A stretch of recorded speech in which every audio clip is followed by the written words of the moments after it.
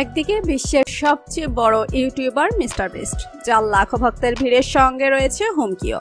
অন্যদিকে আছেন বাংলাদেশের অন্তর্বর্তী সরকারের প্রধান ডক্টর মোহাম্মদ ইউনূস, যার পেছনেও শত্রুর অভাব নেই। তাই প্রশ্ন, কার সিকিউরিটি সিস্টেম সবচেয়ে শক্তিশালী, তা আমরা আজকের ভিডিওতে জানব। ছোট্ট একটা অনুরোধ, ভিডিওটি শেষ পর্যন্ত দেখবেন আর চ্যানেলটিকে সাবস্ক্রাইব করবেন। তো প্রথমে জানা যাক মিস্টার বিস্টের সিকিউরিটি নিয়ে। মিস্টার বিস্ট শুধু একজন ইউটিউবার নন, তিনি বর্তমানে বিশ্বের অন্যতম ধনী ও আলোচিত অনলাইন পার্সোনালিটি। তার ফ্যান বেস শুধু লাখো নয়, কোটি কোটি মানুষ তাকে অনুসরণ করে।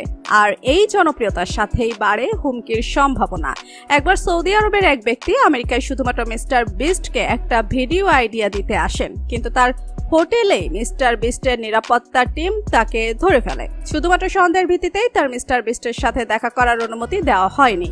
মিস্টার বিস্টের কাছে এমন একটি বিশেষ গাড়ি রয়েছে যা 40টি নিউক্লিয়ার বিস্ফোরণের রেডিয়েশন সহ্য করতে পারে। এই গাড়িটা বুলেট প্রুফ, গ্যাস অ্যাটাক প্রতিরোধে রয়েছে গ্যাস মাস্ক ও অক্সিজেন সাপ্লাই, এআই এবং থার্মাল ক্যামেরা সিস্টেম, যা বিপদ আগে থেকে শনাক্ত করতে পারে। মিস্টার বিস্ট বাস্তবে কখনোই একা চলাফেরা করেন না। তিনি যেখানে যান, তার স্টুডিও হোক বা বাড়ি, সবখানে সর্বোচ্চ নিরাপত্তা জারি থাকে।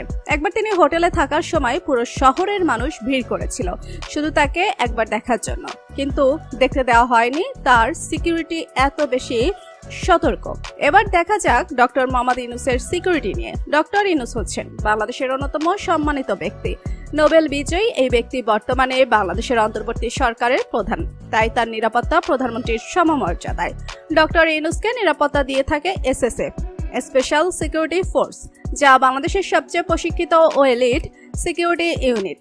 তারা এমন অস্ত্র ব্যবহার করে যা সাধারণ সেনা বা নৌবাহিনীর সদস্যরাও চালাতে পারেন না। কোনো সন্দেহজনক ব্যক্তি দেখা গেলেই তারা অনুমতি ছাড়াই অ্যাকশন নিতে পারে।